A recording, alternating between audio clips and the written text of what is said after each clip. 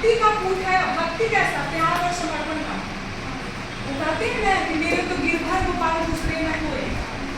उन्होंने अपने जमाने में जो भक्ति का मेरी स्त्रियों का कितना बंधन था, वो 7 बंधन काट कर आगे बढ़ी थी। 7 बंधन।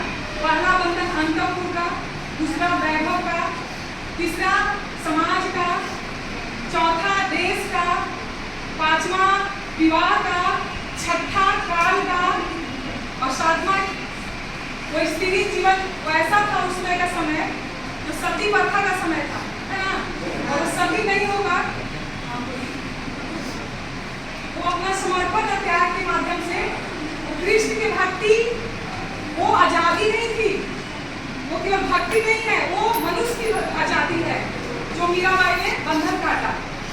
और इसमें यह है कि पूरी समर्पण से भक्ति वात्सल्य का रस लिए वो गा रही है।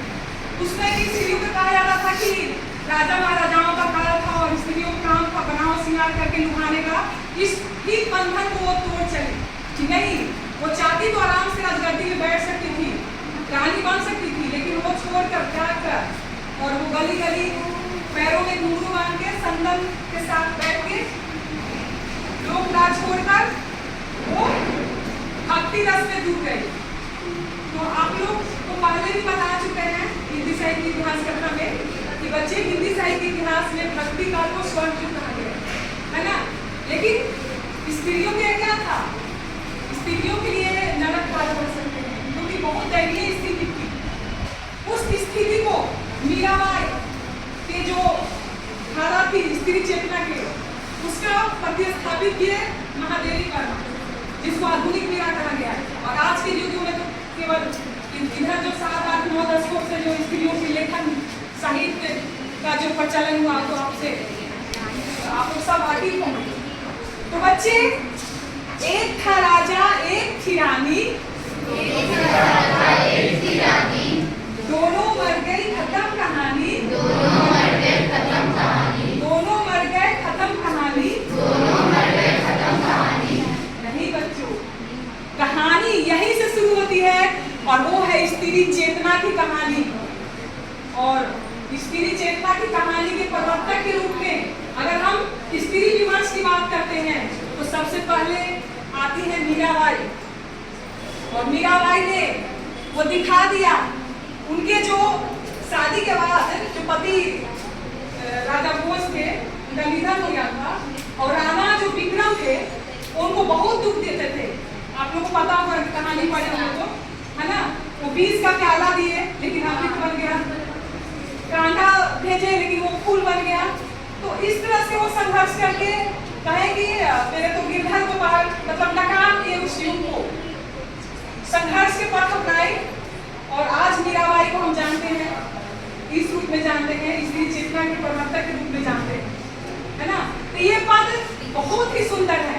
वो कहती है कि मेरे तो कृष्ण को कहते हैं कि आप मेरा राम हैं, कहते हैं कि आप हम मुझे भूल जाएंगे लेकिन हम आपको नहीं भूलेंगे, एकदम समर्पण भाव से कि जो तुम तोड़ो पिया, कृष्ण को पति मानती थी। कहते हैं ना कि जिसके मोर मुकुट है वही मेरे पति हैं।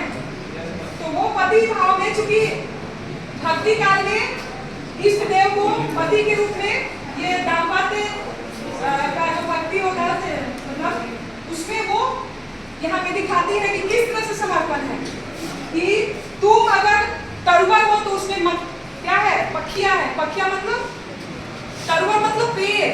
अगर आप पेड़ है तो हम पक्षी हैं, आप अगर तालाब है तो उसमें हम मछली हैं, आप अगर मोती है तो हम धागा हैं, आप अगर सोना है तो हम सुहागा हैं।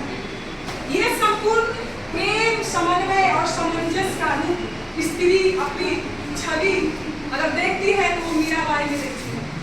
और उसके बाद धारा जो चलती है महादेवी वर्मा को, उसी चीज को महादेवी वर्मा क्या करती है?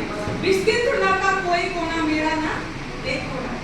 और आज के युग में आप लोग पढ़े होंगे अनामिका को, अक्षर ज्ञान में पढ़े होंगे, तो वो कहती है, आगे वो कहती है कि राम पछाड़ा जा और राधा खाना पर झाड़ू लगा। लेकिन उस चीज को तोड़ चुकी है लड़कियां। आज लड़कियां भी पढ़ रही हैं, लिख रही हैं और आगे बढ़ रही हैं। और उस जमाने की बात करते हैं तो पढ़ने लिखने की भी आजादी नहीं थी स्त्रियों को। और उस युग में वो वीरांगना ही थी मीराबाई कि उस परंपरा को तोड़ी और वो भी ज्ञान की बातें करने लगी। और उनके कौन थे गुरु? रैदास, जिसमें छुआछूत और नीच जात पात एकदम मतलब चरमोत्कर्ष पर था, उसमें उस रैदास जी को गुरु माने, क्योंकि वो ब्रह्म के ज्ञानी थे। कहते थे ना कि मन सच्चा था कठौती में।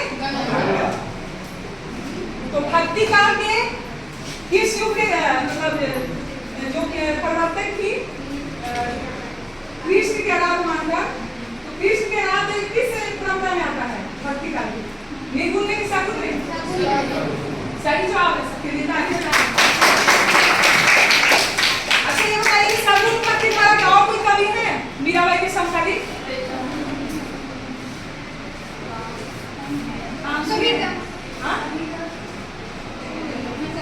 तुलसीदास पढ़ी थी क्या? कबीर दास निर्गुण के हैं, है ना। पहले बताया था कि भक्ति काल का दो धारा मतलब दो पथ था। एक निर्गुण का, निर्गुण में